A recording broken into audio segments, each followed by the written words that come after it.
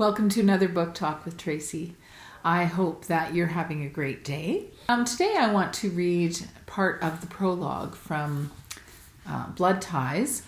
I've been reading from the Three Strand Cord series, and I thought I would read the prologue from the next book in the series, Blood Ties, because it is from Cherise's point of view.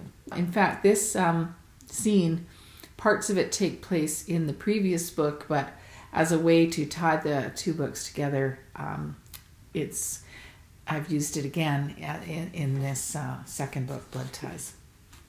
Hot light exploded, deafening and sulfuric, as the bullet found its mark. The detective sank into a slow motion death spiral in time to a hollow scream. Her own. "You killed him!" A thick, dark puddle formed beside his body.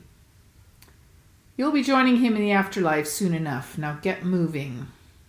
Her abductor grabbed her roughly by the arm and pushed her forward to the door, the pistol cocked and ready at her back. Cherise stumbled forward, almost falling down the flight of stairs, as her abductor, once someone she trusted, pushed her from behind. Garneau, her gallant rescuer, was dead. "You know, we could have had this over and done with a lot sooner, except your brother went and showed up."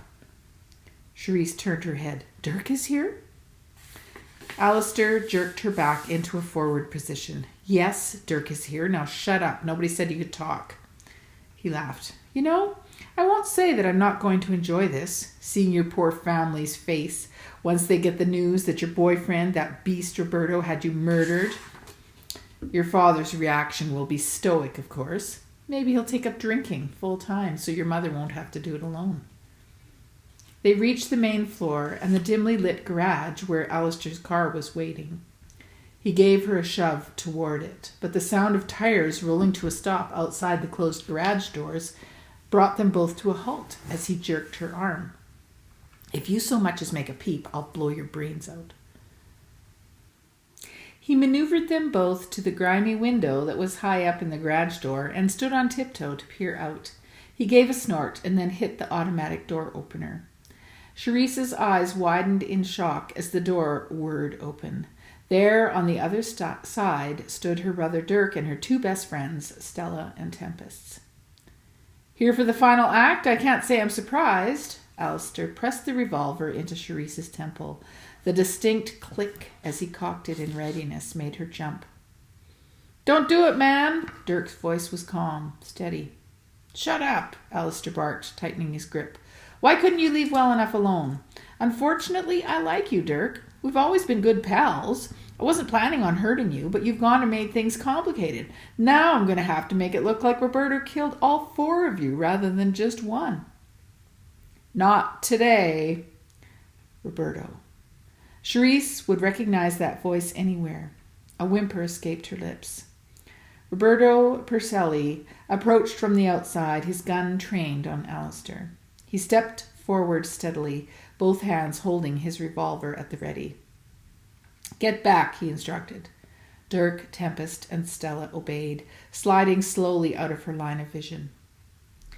"Well," Alistair said conversationally, "isn't this an interesting reunion? So nice of you to join our little party, Roberto." "Let her go." Roberto's voice was calm and full of steel. "Stop right there or I blast her." Alistair tightened the wrestling hold he had around her neck. "Shut up and let her go," Roberto repeated. "Why? You were done with her, weren't you? Although you might like to know that it didn't take her long to find another gigolo. Isn't that right, Cherise? A French cop. Rather old in my view, but beggars can't be choosers." "You will stop talking now, and you will let her go, or I shoot. The moment your gun goes off, I'll squeeze my trigger. You might kill me, but Cherise will be dead too. We could strike a deal, I suppose. You help me eliminate all of them, and I won't try to pin it on you. How does that sound?" "You're a sick man," Roberto replied. "Really? So maybe you'd like to die instead." Alistair whipped his gun arm forward and aimed at Roberto, still holding Cherise around the neck. Suddenly, Alistair was stumbling forward, his arms slackening around her neck. Simultaneously, she saw Dirk diving sideways, knocking Roberto off balance as gunshots sounded.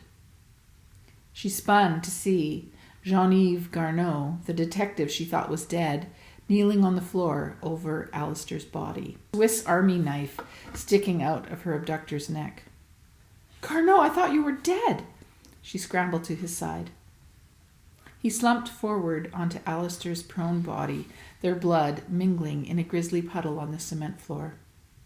"I am sorry, Cherie," he whispered, "but you are safe now." "No, wake up!" Cherie shook Garneau's unresponsive body and then looked around wildly. "Somebody help!" Then she saw another man down in a pool of his own blood. "Dirk!" With a strangled cry, she stumbled across the floor toward her brother's fallen form. Tempest and Stella were already bending over him. "Hang in there, partner," Cherise heard Stella say as she applied pressure to his stomach. Blood was seeping through her fingers. Tempest's hand rested on Dirk's forehead, her other tightly in his grasp. She was saying something soft and gentle, perhaps a prayer, and he was gazing up at her, glazed eyes fixed on her face. "Oh, God, no! Dirk, you can't die!" Cherise threw herself at his body. "Give him space," someone said behind her, and she felt strong arms pulling her away from her brother. Her mind struggled to decipher the voice. Roberto. "Get away from me," she screamed. She flailed her arms, trying to beat him with her fists. "It's all your fault. You're a monster, a drug dealer, and a killer." Roberto grabbed her wrists and held them in a steely grip, even as she flung her body from side to side to try and get away. "Settle down. I'm a cop, one of the good guys." Sirens sounded in the distance, and every last bit of fight drained from Cherise's body. "A cop?" Her chest heaved. "You're a cop?" Roberto nodded. "Yes." "Why didn't you tell me?" she whispered. Her whole body slumped, and she slid to a sitting position on the cold floor. "I couldn't." Roberto knelt down by her side. His eyes held apology, but not contrition. "I'm sorry." "But all that time in Boston and here in Rome," she choked on the last words. "You used me." When you're undercover, you're expected to do things that would seem authentic. "Authentic? Is that what you call it?" "I'm sorry," he said again. Not all of it was an act.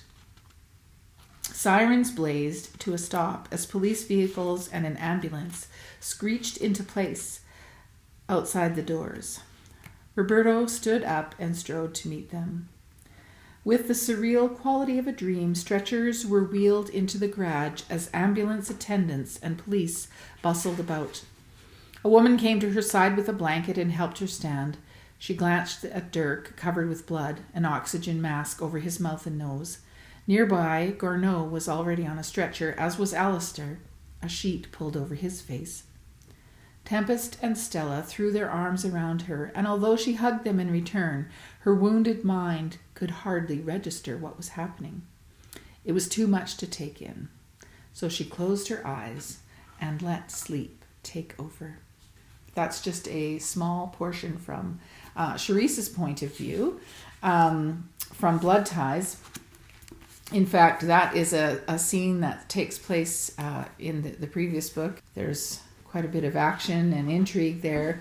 And so in book 2, Blood Ties, we are a few months later after that particular incident. The main part of the book takes place a little bit later, and Cherise is still, healing from the mental wounds inflicted through some of that trauma. So that, and again, this book is written from 3 points of view, so Cherise is one of them. But we have the other 2 points of view are males this time. Her brother Dirk, who we see in that first scene, and another one of the characters from the first book, Blue. So I might read from those at another time, but for now, that's it.